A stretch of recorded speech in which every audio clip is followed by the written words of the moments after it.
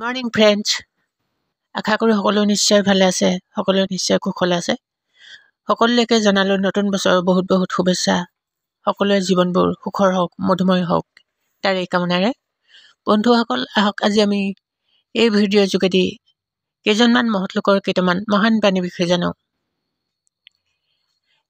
এখন ভাল কিতাপ নষ্ট কৰা আৰু এজন ভাল মানুহ হত্যা কৰা একেই কথা। মিল্টন। পাপক ঘীন কৰিবা, কিন্তু পাপীক নকৰিবা। যীশু খ্ৰীষ্ট। এখন ভাল কিতাপ 100জন বন্ধুৰ সমান, কিন্তু এটা পুথিভঁৰাল এজন ভাল বন্ধুৰ সমান। Doctor APJ Abdul Kalam.